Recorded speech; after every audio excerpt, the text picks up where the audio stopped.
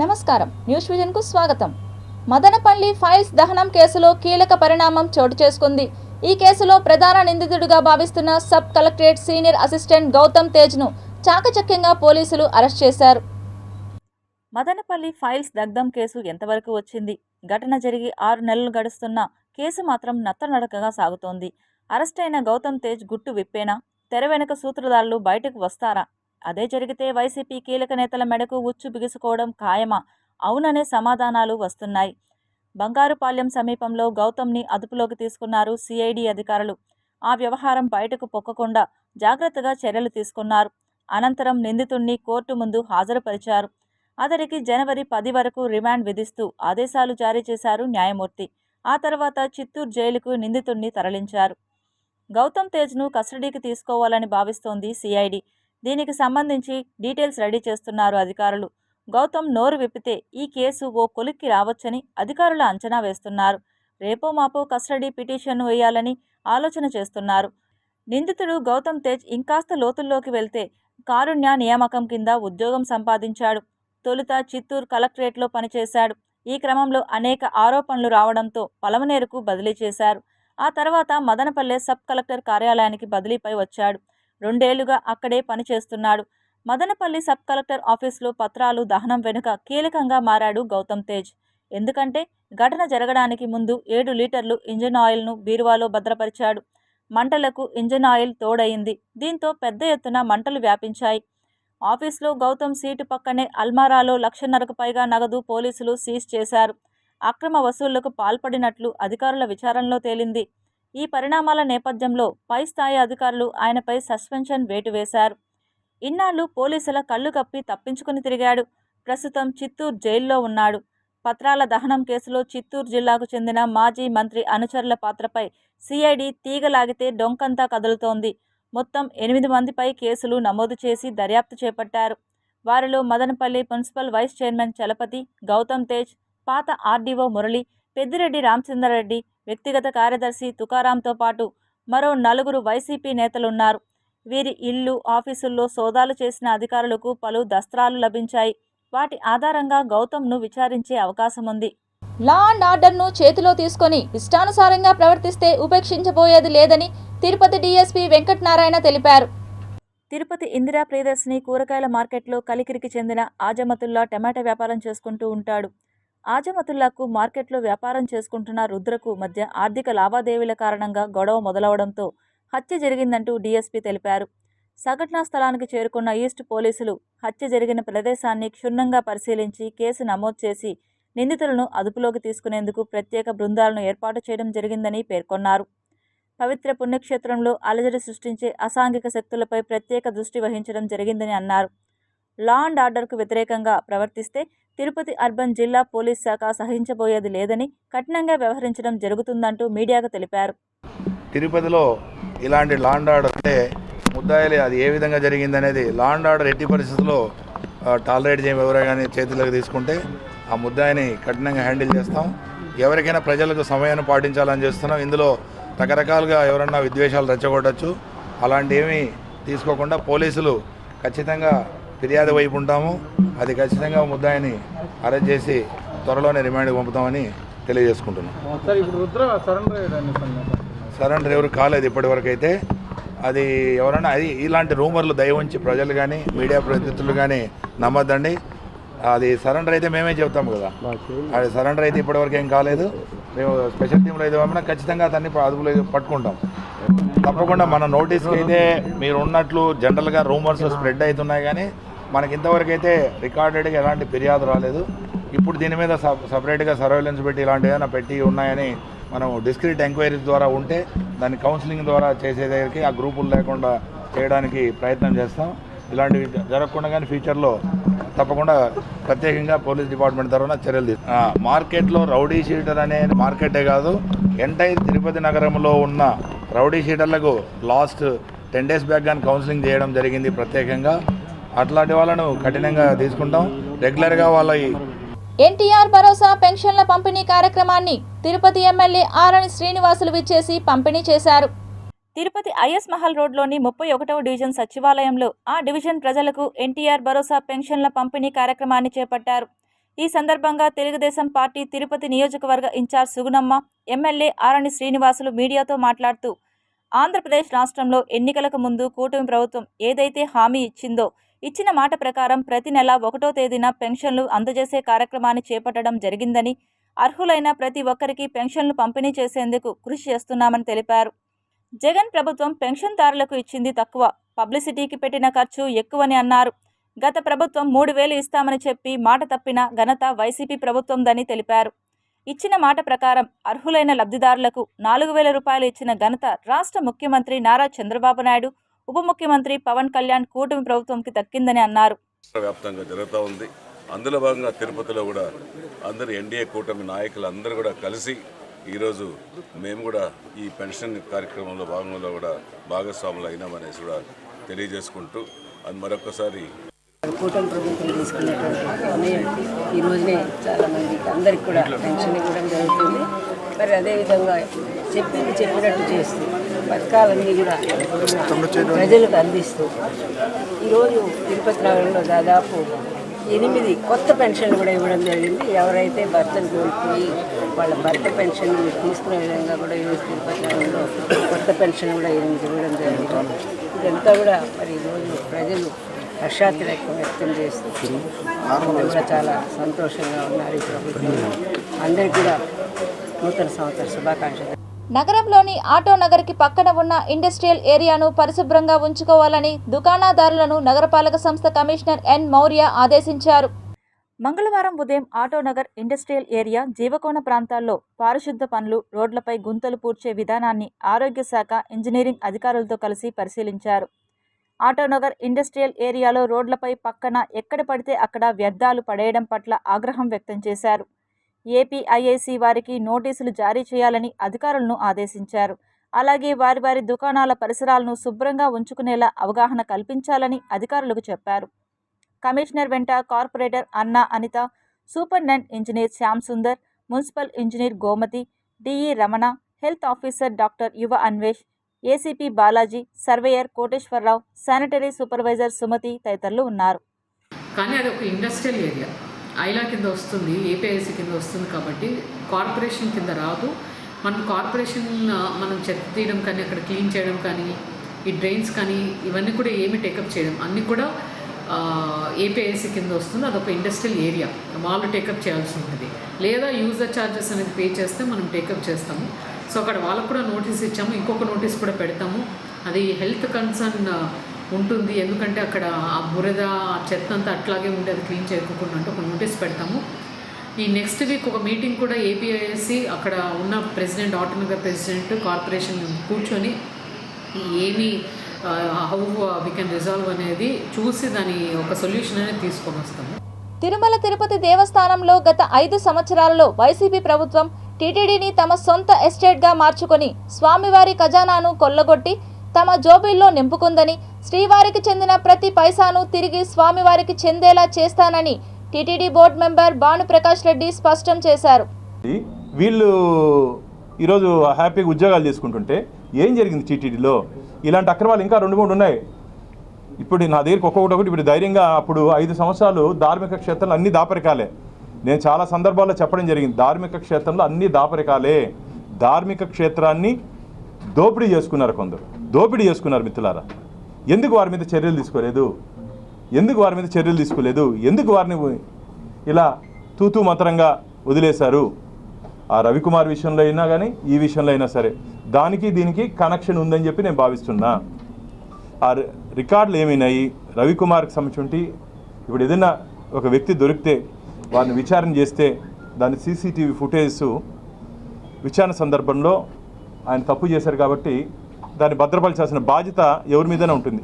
అరుపులు, కేకల నడుమ చిత్తూరు జిల్లా పరిషత్ సమావేశం రసాభాసగా మారింది. మంగళవారం చిత్తూరు జిల్లా పరిషత్ సమావేశం జిల్లా పరిషత్ చైర్మన్ గోవిందప్ప శ్రీనివాసుల అధ్యక్షతన జరిగింది. ఈ కార్యక్రమానికి ఉమ్మడి జిల్లాలకు చెందిన ఎమ్మెల్యేలు Thamballapalle Dwarakanath Reddy, Puthalapattu MLA Kaligiri Muralimohan, Chittoor MLA Jaganmohan, MLC Sipai Subrahmanyam, MP Gurumurthy, Chittoor MP Daggupala Prasadarao హాజరయ్యారు. ఈ సందర్భంగా YSR Congress party MLA Dwarakanath Reddy, పలువురు వైఎస్ఆర్సీపీ జెడ్పీటీసీలు మాట్లాడుతూ రాష్ట్ర ప్రభుత్వం ప్రతిష్టాత్మకంగా నిర్వహిస్తున్న గ్రామ సభల్లో తమకు సమాచారం లేదని ఆరోపించారు. అలాగే మండల పరిషత్ సమావేశాలకు తమకు సమాచారం ఇవ్వకుండా నిర్వహిస్తున్నారని తెలిపారు. ప్రజాస్వామ్యం అపహాస్యం చేసే విధంగా ప్రస్తుత కూటమి ప్రభుత్వం వ్యవహరిస్తుందని ఆరోపించారు. ఈ విషయమై ఎమ్మెల్యే కలికిరి మురళీమోహన్, చిత్తూరు ఎమ్మెల్యే గురజాల జగన్మోహన్ ప్రజాస్వామ్యం కూనీ చేసింది వైఎస్ఆర్ కాంగ్రెస్ పార్టీ అని అన్నారు. ఈ విషయమై సభలో గందరగోళం నెలకొంది. ఓ సందర్భంగా ఉధృత వాతావరణం నెలకొంది. జిల్లా కలెక్టర్, జిల్లా అధికారులు ప్రేక్షక పాత్ర పోషించాల్సిన అవసరం ఏర్పడింది. అధికారులే ప్రభుత్వాలను తప్పుదోవ పట్టిస్తున్నారని తంబళ్లపల్లి ఎమ్మెల్యే ద్వారకనాథ్ రెడ్డి ఆరోపించారు. మంగళవారం చిత్తూరు సర్వసభ్య సమావేశం అనంతరం మీడియాతో మాట్లాడుతూ ప్రభుత్వాలు మారినా అధికారులు ఉన్నారని, వారి ఆదేశాలతోనే పనులు జరుగుతున్నట్లు తెలిపారు. అప్పుడు ఇప్పుడు ఉన్న అధికారులు చేసిన తప్పిదాల వల్లే ప్రభుత్వాలకు చెడ్డ పేరు తీసుకొస్తున్నట్లు తెలిపారు. ఈ విషయమై పునరాలోచించాలని కోరారు. జిల్లా అధికారి యంత్రాంగం జిల్లాలో జరిగే కార్యక్రమాలను అన్ని ప్రజాప్రతినిధులకు సమాచారం అందజేయాలని కోరారు. వాళ్ళు కూడా ఖచ్చితంగా చేయాలి కదా అని చెప్పడం జరిగింది. కాకపోతే ఆఫీసర్లు ఏంటంటే ప్రతిదీ కూడా మిస్గైడ్ చేస్తున్నారు.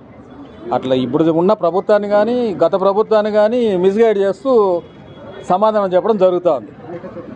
ఇది 100% సమాధానం చెప్పడంలో ఏమైతే ఆ ఒక కావాల్సిన ఆన్సర్ ఏదైతే ఉందో దాన్ని మార్చి చెప్పడం జరుగుతూ ఉంది. అది కూడా ఒకటి హౌసింగ్ అన్నాం, హౌసింగ్ కింద మాట్లాడినాం. గత ప్రభుత్వంలో 5-6 ప్రభుత్వాల వల్ల ఇందిరమ్మ కాలనీ అన్నాము, రాజశేఖర్ అన్నారు, చంద్రబాబు నాయుడు అన్నారు, కిరణ్ కుమార్ అన్నారు, మళ్ళా చంద్రబాబు అందరూ వచ్చినప్పుడల్లా కట్టిన ఇళ్ళన్నీ కూడా మూలపడిపోతే దానికి ఏదో ఒక పరిష్కారం ఎట్లా చేయాలి, ఎట్లా చేస్తే బాగుంటుంది, ప్రజలకు ఏ రకంగా ఉపయోగపడుతుంది అనేది ఒక గత ప్రభుత్వం ఆలోచించి జగన్మోహన్ రెడ్డి గారు పెట్టిన. రియల్ ఎస్టేట్ వ్యాపారి కృష్ణకుమార్పై దాడికి పాల్పడిన 2 తహసీల్దార్లపై చర్యలు తీసుకోవడం జరుగుతుందని చిత్తూరు జిల్లా కలెక్టర్ సుమిత్ కుమార్ తెలిపారు. మంగళవారం చిత్తూరు జిల్లా పరిషత్ కార్యాలయంలో సర్వసభ్య సమావేశం అనంతరం మీడియాతో మాట్లాడుతూ సోమవారం రాత్రి గంగవరం పలమనేరు తహసీల్దార్లు ఒక రియల్ ఎస్టేట్ వ్యాపారి భూమికి సంబంధించిన విషయమై వాగ్వాదం జరిగి దాడికి పాల్పడ్డారని, ఈ మేరకు సోషల్ మీడియా పత్రికల్లో వార్తలు ప్రచురితమైన సందర్భంగా కలెక్టర్ స్పందించి మంగళవారం తహసీల్దార్లను కలెక్టరేట్లో రిపోర్ట్ చేసుకోవాల్సిందిగా ఆదేశించినట్లు తెలిపారు. ఈ మేరకు వారిపై చర్యలు ఉంటాయని జిల్లా కలెక్టర్ సుమిత్ కుమార్ తెలిపారు. సో ఈరోజు వాడు ఆల్రెడీ కలెక్టరేట్కి రిపోర్ట్ చేయమని కలెక్టరేట్కి రిపోర్ట్ చేయాలి చెప్పడం జరిగింది. వాళ్ళు రిపోర్ట్ చేశారు.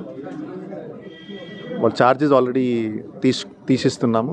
ఇప్పుడు మిగతా ఒక కొత్త ఎంఆర్ఓస్కి ఛార్జెస్ ఇవ్వడం జరుగుతుంది. అప్పలాయగుంట ప్రసన్న వెంకటేశ్వర స్వామి ఆలయంలో కోయిల్ ఆల్వార్ శాస్త్రోక్తంగా నిర్వహించారు. టీటీడీ అనుబంధ ఆలయమైన అప్పలాయగుంట శ్రీ ప్రసన్న వెంకటేశ్వర స్వామి ఆలయంలో జనవరి నెల 10వ తేదీన వైకుంఠ ఏకాదశిని పురస్కరించుకుని మంగళవారం ఆలయంలో కోయిల్ ఆల్వార్ తిరుమంజనం శాస్త్రోక్తంగా నిర్వహించారు. ఉదయం సుప్రభాతంతో స్వామివారిని మేల్కొలిపి సహస్రనామార్చన, శుద్ధి నిర్వహించారు. అనంతరం ఉదయం 8:30 గంటల నుండి 11 గంటల వరకు కోయిల్ ఆల్వార్ తిరుమంజనం చేపట్టారు. ఇందులో ఆలయ ప్రాంగణం, గోడలు, పైకప్పు, పూజా సామాగ్రి తదితర అన్ని వస్తువులను నీటితో శుద్ధి చేశారు. అనంతరం నామకోపు, శ్రీచూర్ణంతో పాటు పలు సుగంధ ద్రవ్యాలు కలిపిన పవిత్ర జలాన్ని ఆలయం అంతటా ప్రోక్షణం చేశారు. అదేవిధంగా నూతన సంవత్సరానికి వైకుంఠ ఏకాదశికి ప్రత్యేక ఏర్పాట్లను చేస్తున్నట్లు ఆలయ సూపరింటెండెంట్ శ్రీవాణి చెప్పారు. ఈ కార్యక్రమంలో ఆలయ అర్చకులు, సిబ్బంది పాల్గొన్నారు.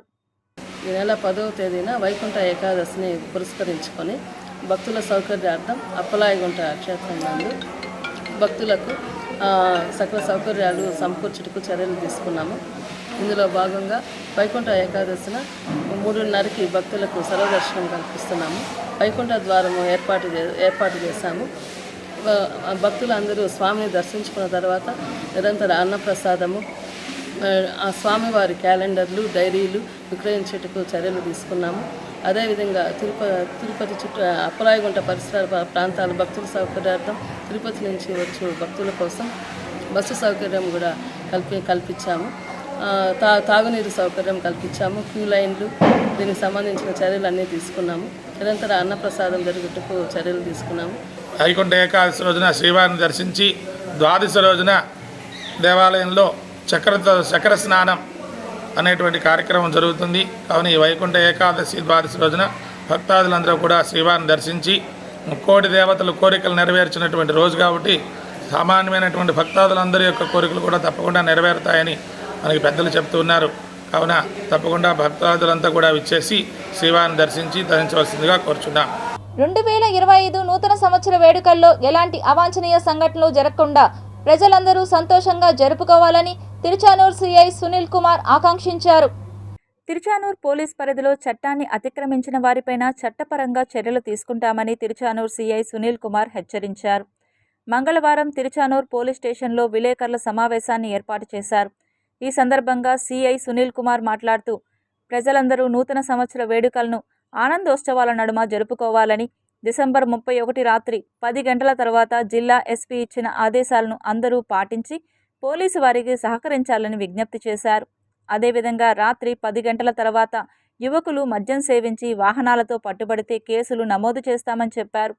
ప్రభుత్వ ఆదేశాల మేరకు మద్యం దుకాణాలు, బార్లు, రెస్టారెంట్లు ఖచ్చితంగా నిర్ణీత సమయంలో మూసివేయాలని, బహిరంగ ప్రదేశాల్లో రోడ్లపైన ఎటువంటి వేడుకలు అనుమతి లేదని చెప్పారు. రాత్రి 10 గంటలకు అవసరమైతే తప్ప బయటికి రావాలని, లేని పక్షంలో ఇంట్లోనే ఉండాలని కోరారు. తిరుచానూరు పోలీస్ స్టేషన్ పరిధిలో అన్ని జంక్షన్లో అదేగా ముఖ్యమైన ప్రదేశాలు పికెట్స్ వేయడం జరుగుతుందని చెప్పారు. ఈ విలేకరుల సమావేశంలో తిరుచానూరు ఎస్ఐలు జగన్నాథన్ రెడ్డి, సాయినాథ్ చౌదరి, అరుణ పాల్గొన్నారు. తిరుపతి దేవస్థానం అనేది ఒక పవిత్ర పుణ్యక్షేత్రము. ఈ పుణ్యక్షేత్రంలో ఎలాంటి అశ్లీల నృత్యాలకు కానీ, డీజే డ్యాన్సులకు కానీ, మహిళలలో వేరే విధంగా మనము డ్యాన్సులు వేయించడం ఇలాంటివి మన పుణ్యక్షేత్రంలో ఆనాటి నుంచి ఈనాటి వరకు ఎప్పుడు లేదు.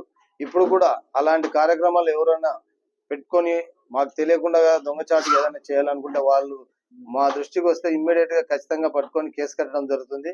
కాబట్టి ప్రజలందరూ ఇది గమనించి వారు మన పుణ్యక్షేత్రంలో ఎలా నడుచుకోవాలనేది ప్రతి ఒక్కరికి తెలుసు. దానికి అనుగుణంగా నడుచుకోవాలని, తర్వాత ఎవరైనా ఇలాంటి కార్యక్రమాలు ఏదైనా చేపట్టినట్లయితే సమాచారం ఇవ్వండి.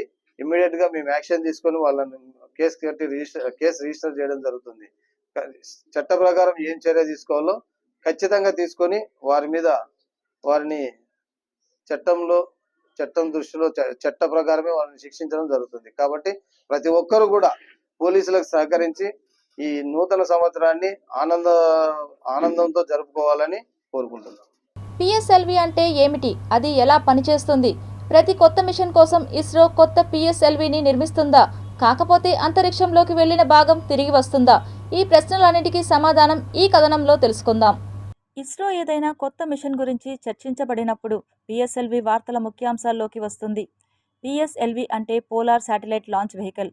ఇది భారతదేశం 3rd జనరేషన్ టెస్టింగ్ వెహికల్. ఇప్పటికే ఇది అనేక పెద్ద మిషన్లను నిర్వహించింది. పిఎస్ఎల్వి ద్వారా ఇస్రో స్పేస్ ఎక్స్ మిషన్ను ప్రారంభించనున్నందున దీనిపై మరోసారి చర్చ జరుగుతోంది.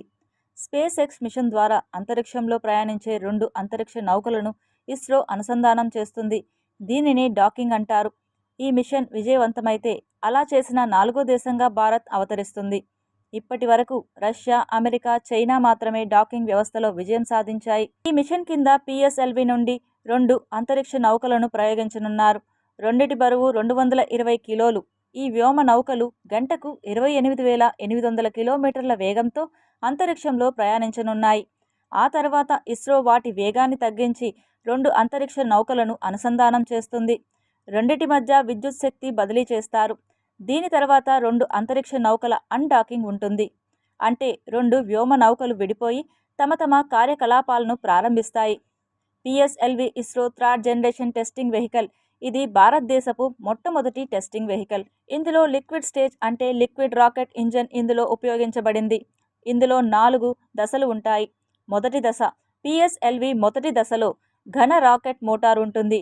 లాంచ్ ప్యాడ్ నుండి పిఎస్ఎల్విని పైకి లేపడానికి తగినంత థ్రస్ట్ను ఉత్పత్తి చేయడానికి ఘన రాకెట్ మోటారు 6 ఘన స్ట్రాప్ ఆన్ బూస్టర్లు ఉపయోగించబడతాయి. రెండవ దశ లిక్విడ్ రాకెట్ ఇంజన్ ఇక్కడ ఉపయోగించబడుతుంది. ఈ ఇంజన్ను వికాస్ అని పిలుస్తారు. మూడవ దశ ఇది ఎగువ భాగం, క్రింద భాగం. ఇది బలమైన రాకెట్ మోటార్ను కలిగి ఉంది. ఇది బలమైన థ్రస్ట్తో ఎగువ భాగాన్ని ముందుకు నెట్టివేస్తుంది. 4వ దశ రాకెట్ పైభాగం పేలోడ్. దాని క్రింద 4వ దశ. ఇది 2 ద్రవ ఇంజన్లను కలిగి ఉంది. ఇవి అంతరిక్ష నౌకను భూమి కక్ష వైపు నెట్టేస్తాయి. పిఎస్ఎల్వి ప్రయోగం తర్వాత దాని 3 భాగాలు అంతరిక్షానికి చేరుకోవు. రాకెట్కు ఊపందుకున్న తర్వాత అవి సముద్రంలోకి వస్తాయి. కాగా 4వ భాగం అంతరిక్ష చెత్తగా మారుతుంది. అయితే అంతరిక్షంలో చెత్తను వదలకుండా చేయడంలో కూడా ఇస్రో విజయం సాధించింది. టెస్టింగ్ సమయంలో దాని 4వ దశ అంతరిక్షంలోకి చేరుకుంటుంది. తర్వాత అది అక్కడ పనికిరాని చెత్తగా మారుతుంది. ఇంతకాలం కొండకి కూర్చున్న టమాటా ధరలు ఇప్పుడు అమాంతం లోయలో పడిపోయింది. టమాటా ధర రోజు రోజుకు పతనమవుతోంది. మార్కెట్లో కిలో టమాటా ₹1 పడిపోయింది. 20 కిలోల టమాటా బాక్స్ 50 నుంచి 60 రూపాయలు మాత్రమే పలుకుతుంది. 20 కిలోల మంచి క్వాలిటీ టమాటా బాక్స్ విలువ కేవలం ₹90 ఉంది. ఉమ్మడి కర్నూలు జిల్లాలో సెప్టెంబర్ నుంచి ఫిబ్రవరి వరకు టమాటా దిగుబడి బాగా ఉంటుంది. అయితే ఇన్ని రోజులు కాసులు కురిపించిన టమాటా ఇప్పుడు కనీసం గిట్టుబాటు ధర కూడా పలకకపోవడంతో రైతులు ఆందోళన చెందుతున్నారు. మార్కెట్లలో ధరలు ఆశాజనకంగా లేకపోవడంతో పెట్టిన పెట్టుబడి దక్కడం కష్టంగా ఉందని రైతులు ఆవేదన వ్యక్తం చేస్తున్నారు. పంట చేతికి వచ్చిన సమయంలో ధరలు పతనం కావడంతో రైతులు అప్పుల్లో కూరుకుపోతున్నారు. తెగుళ్ల ప్రభావంతో దిగుబడులు తగ్గడం, అదే సమయంలో గిట్టుబాటు ధరలు లభించక రైతులు ఉక్కిరిబిక్కిరవుతున్నారు. కిలో టమాటా రూపాయి అంతకంటే తక్కువ ధరకు అడగడంతో రైతులు ఆగ్రహం వ్యక్తం చేశారు. టమాటా మార్కెట్కు తీసుకొస్తే తమకు కనీసం రవాణా ఖర్చులకు కూడా రావటం లేదని, అధికారులు చొరవ చూపి టమాటాకు గిట్టుబాటు ధర లభించేలా చూడాలని కోరుతున్నారు. పలుచోట్ల కూలీల ఖర్చు కూడా రావడం లేదని రోడ్డు పక్కనే పడేసి వెళ్లిపోతున్నారు. మరోవైపు రైతు నుంచి కొనుగోలు చేసే ధర తక్కువ, వినియోగదారునికి అమ్మే ధర ఎక్కువగా ఉంటుందని సామాన్యులు చెబుతున్నారు. తిరుమలలో విష సర్పాలు భక్తులను భయభ్రాంతులకు గురిచేస్తోంది. శేషాచలం కొండలు ఎన్నో జీవరాశులకు నిలయం. తూర్పు కనుమల్లోని అంతర్భాగంగా ఉన్న శేషాచలం అటవీ ప్రాంతం ఉమ్మడి చిత్తూరు, కడప జిల్లాల్లో విస్తరించి ఉంది. అరుదైన వృక్ష జంతు జాతులకు ఆవాసంగా ఉన్న తిరుమల కొండల ప్రాంతాన్ని బయోస్పియర్ రిజర్వ్ ఫారెస్ట్గా ప్రభుత్వం గుర్తించింది. ఇలాంటి కొండల నడుమ కోనేటి రాయుడిని దర్శించుకునేందుకు రోజు భక్తులు వేల సంఖ్యలో తిరుమలకు చేరుకుంటున్నారు. చాలామంది స్వామివారిని దర్శించుకునేందుకు మెట్ల మార్గంలో వెళ్తుంటారు. అయితే తిరుమలకు చేరే మెట్ల మార్గాల్లో లెక్కలేనన్ని సర్పాలున్నాయి. అరుదైన జాతి సర్పాలు ఉన్న తిరుమల కొండల్లో 22 రకాల పాముల ఉనికి ఉన్నట్లు అటవీ అధికారులు చెబుతుంటారు. ఇలా తరచూ తిరుమలలో కనిపించే పాములు భక్తులను భయాందోళనకు గురిచేస్తుంటే వాటిని సేఫ్గా బంధించి తిరిగి అటవీ ప్రాంతంలో వదిలిపెట్టడం టీటీడీ ఫారెస్ట్ డిపార్ట్మెంట్ పనైంది. ఇందులో భాగంగానే అలిపిరి నడక మార్గంలో 14 అడుగుల కొండ చిలువ భక్తుల కంటపడింది. దీంతో భక్తులు ఒక్కసారిగా భయభ్రాంతులకు గురయ్యారు. నడకదారిలో 7వ మైలు 2500 మెట్టు వద్ద కొండ చిలువను గుర్తించిన భక్తులు వెంటనే టీటీడీ విజిలెన్స్ సిబ్బందికి సమాచారం ఇచ్చారు. ఇక పాములను పట్టడంలో ఎక్స్పర్ట్ అయిన భాస్కర్ నాయుడు అక్కడికి చేరుకొని నడక మార్గంలో ఒక షెడ్లో మూలన చేరిన భారీ కొండ చిలువను రెస్క్యూ చేశారు. కొండ చిలువ తల భాగాన్ని పట్టుకుని లాక్కుంటూ బయటకు తీసుకువచ్చారు. 14 అడుగుల భారీ కొండ చిలువను భక్తులు ఎంతో ఆసక్తిగా గమనించారు. మొదట భయపడ్డా ఆ తర్వాత ఫోటోలు తీసుకునేందుకు ఎగబడ్డారు. దాదాపు 14 అడుగులకు పైగానే ఉన్న కొండ చిలువను మెట్ల మార్గంలో లాక్కుంటూ తీసుకెళ్లి ఎట్టకేలకు అవ్వాచారి కోన ప్రాంతంలో వదిలిపెట్టారు టీటీడీ ఫారెస్ట్ ఉద్యోగి భాస్కర్ నాయుడు. దీంతో భక్తులు ఊపిరి పీల్చుకున్నారు. చిత్తూరు జిల్లా పాలిటిక్స్లో పెద్దిరెడ్డి రామచంద్రారెడ్డి రూరల్, అంతేకాదు స్టేట్ పాలిటిక్స్లోనూ ఆయనది కీ రోల్. ఇక రాయలసీమలో అయితే ఆయనే పవర్ఫుల్. పెద్దిరెడ్డి సైలెన్స్ కేడర్లో నిస్తేజాన్ని మిగిల్చింది. ఉమ్మడి చిత్తూరు జిల్లాలో వైఎస్ఆర్సీపీ నేత పెద్దిరెడ్డి రామచంద్రారెడ్డికి పెద్ద ఆయనగా పేరుంది. జిల్లా రాజకీయాల్లో తిరుగులేని నాయకత్వం ఆయనది. అంతేకాదు రాష్ట్ర రాజకీయాల్లోనూ ఆయనకు గుర్తింపు ఉంది. అయితే 2024 ఎన్నికల తర్వాత అంతా సీన్ రివర్స్ అయ్యింది. రాష్ట్రంలో కూటమి ప్రభుత్వం అధికారంలోకి వచ్చాక ఆయన సైలెన్స్ కేడర్లో నిస్తేజాన్ని మిగిల్చింది. పెద్దిరెడ్డి రామచంద్రారెడ్డి గత 5 ఏళ్ల వైసీపీ పాలనలో చిత్తూరు జిల్లా పాలిటిక్స్లో ఆయన రూరల్, అంతేకాదు స్టేట్ పాలిటిక్స్లోనూ ఆయనది కీ రోల్. ఇక రాయలసీమలో అయితే ఆయనే పవర్ఫుల్. గత 5 ఏళ్ల వైసీపీ ప్రభుత్వంలో రాజకీయం, అధికారం రెండూ ఆయన చుట్టే తిరగ్గా ఉమ్మడి చిత్తూరు జిల్లాలో 2 మాజీ సీఎంలతో ఆయన రాజకీయ శత్రుత్వం నడిచింది. చంద్రబాబు, కిరణ్ కుమార్ రెడ్డిలను పొలిటికల్గా టార్గెట్ చేసి పాలిటిక్స్ చేసిన పెద్దిరెడ్డి రామచంద్రారెడ్డి ఇప్పుడు పొలిటికల్ సైలెన్స్ పాటిస్తున్నట్లుగా కేడర్ భావిస్తోంది. 2024 ఎన్నికల్లో కూటమి ప్రభంజనం కొనసాగిన పెద్దిరెడ్డి ఫ్యామిలీ నుంచి పోటీ చేసిన 3 వైసీపీ జెండాను ఉమ్మడి చిత్తూరు జిల్లాలో ఎగురవేశారు. అయితే పెద్దిరెడ్డి ఫ్యామిలీకి రాష్ట్రంలో అధికార మార్పు ఇబ్బందులకు కారణమయ్యింది. పుంగునూరు నుంచి రామచంద్రారెడ్డి, తంబళ్లపల్లి నుంచి పెద్దిరెడ్డి ద్వారకనాథ్ రెడ్డి, రాజంపేట పార్లమెంట్ నుంచి పెద్దిరెడ్డి మిథున్ రెడ్డి గెలిచిన 3 నెలల పాటు సొంత నియోజకవర్గాల్లో అడుగు పెట్టడానికి వీల్లేని పరిస్థితి వారికి ఎదురైంది. ఎమ్మెల్యేగా పెద్దిరెడ్డి, ఎంపీగా మిథున్ పుంగునూరులో పర్యటించడం కష్టంగా మారిపోగా దాడులు, కేసులు, అరెస్టులు, ఉద్రిక్తతలు చోటు చేసుకున్నాయి. అయితే ఇప్పుడిప్పుడే నియోజకవర్గంలోకి అడుగు పెడుతున్న కేడర్లో మాత్రం నిస్తేజం నెలకొంది. కూటమి ప్రభుత్వం దూకుడుతో ఇప్పటికే కొందరు వైసీపీ నేతలు, పెద్దిరెడ్డి అనుచరులు కొందరు పార్టీకి దూరం కాగా ఇతర పార్టీల్లోకి మరికొందరు వెళ్లడంతో పుంగునూరు పొలిటికల్ ఈక్వేషన్స్ మారిపోయాయి. వైసీపీకి తిరుగులేని చోట గత 6 నెలలుగా అధికార పార్టీ దూకుడుతో పరిస్థితి తారుమారయ్యింది. మంత్రిగా రాష్ట్ర రాజకీయాల్లో ఎంత బిజీగా ఉన్నా ఎప్పుడూ పుంగునూరును అంటిపెట్టుకుని ఉంటూ వచ్చిన పెద్దిరెడ్డి దాదాపు 6 నెలల పాటు దూరంగా ఉండాల్సి వచ్చింది. ఇప్పుడిప్పుడే పుంగునూరులో అడపాదడపా పర్యటిస్తున్న కేడర్లో మాత్రం ఇంకా నిస్తేజం వీడని పరిస్థితికి కారణమైంది. కేసులు, దాడులకు భయపడుతున్న వైసీపీ కేడర్కు భరోసా ఇవ్వలేని పరిస్థితి ఏర్పడింది. అధికారం దూరమయ్యాక ఇబ్బంది పడ్డ పార్టీ నేతలకు అన్ని విధాలా పెద్దిరెడ్డి ఫ్యామిలీ అండగా ఉన్నా కేడర్ మాత్రం ధైర్యంగా ముందుకు రాలేకపోతోంది. పుంగునూరు నియోజకవర్గంలో దాదాపు ప్రజాప్రతినిధులంతా వైసీపీ చెందిన వారైనా వారంతా పెద్దిరెడ్డి అనుచరులు కావడంతో కనీసం ప్రభుత్వ కార్యాలయాలకు, పార్టీ కార్యక్రమాలకు హాజరు కాలేని పరిస్థితి ఉంది. కొందరు వైసీపీ నేతలు ఇప్పటికే పుంగునూరుకు దూరంగా అజ్ఞాతంలో ఉండడంతో కేడర్కు స్థానిక నాయకత్వం కరువైంది. ఇలా పెద్దిరెడ్డి ఇలాకాలో వైసీపీ గడ్డు పరిస్థితిని ఎదుర్కొంటుండడం, కేడర్కు భరోసా ఇచ్చే నాయకత్వం లేకపోవడంతో పుంగునూరు రాజకీయం కాస్త చల్లబడిందన్న చర్చ నడుస్తోంది. బైడెన్ ఆమోద ముద్రతో 240 ఏళ్ల తర్వాత బాల్డ్ ఈగల్కు జాతీయ పక్షి హోదా దక్కింది. తెల్లటి తల, పసుపచ్చ ముక్కు, గోధుమ రంగు శరీరంతో కూడిన బాల్డ్ ఈగల్ను జాతీయ పక్షిగా ప్రతిపాదిస్తూ మిన్నెసోటా సభ్యుడు అమీ క్లోజోచర్ డిసెంబర్ 16న సెనెట్లో బిల్లు ప్రవేశపెట్టారు. దాన్ని సభ ఏకగ్రీవంగా ఆమోదించింది. బైడెన్ ఆమోద ముద్రతో 240 ఏళ్ల తర్వాత బాల్డ్ ఈగల్కు జాతీయ పక్షి హోదా దక్కింది. బాల్డ్ ఈగల్ ఉత్తర అమెరికాకు చెందిన పక్షి. మొట్టమొదట 1776లో మసాచూట్స్ రాగి సెంటుపై ఇది అమెరికా చిహ్నంగా కనిపించింది. తర్వాత వెండి డాలర్, హాఫ్ డాలర్, క్వార్టర్ తదితర యుఎస్ నాణేల వెనుక భాగంలో చోటు చేసుకుంది. బంగారు నాణేలకు eagle, half eagle, quarter eagle, double eagle అని నామకరణము చేశారు. రక్తదానంపై ఉన్న అపోహలు విడనాడి ప్రతి ఒక్కరూ ఆపదలో ఉన్న వారికి రక్తదానం చేయాలని శంకర్ యాదవ్ పిలుపునిచ్చారు. సమాజంలో అన్ని దానాల కన్నా రక్తదానం గొప్పదని అఖిల భారతీయ యాదవ మహాసభ యువజన విభాగం అధ్యక్షులు శంకర్ యాదవ్ తెలిపారు. ఈ సందర్భంగా ఆయన మాట్లాడుతూ ప్రాణాపాయ స్థితిలో ఉన్నవారికి రక్తదానం చేస్తే ప్రాణదానంతో సమానమని భావించి నేడు తన మిత్ర బృందంతో సుమారు 100 మందితో రక్తదానం చేయడం జరిగిందని తెలిపారు.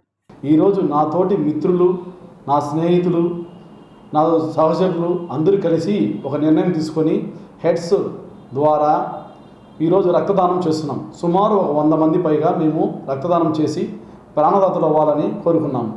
ఇలా ప్రతి ఒక్కరూ ఆలోచించి ఒక 10 మందికి ఉపయోగపడేలాగా మనం చేయాల్సిందిగా మనస్ఫూర్తి కోరుతున్నాను.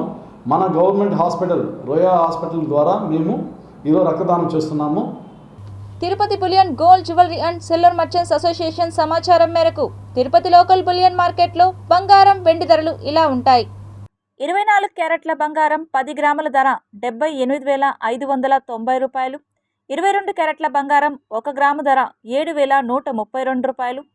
వెండి 1 కేజీ ధర 88,400 రూపాయలు.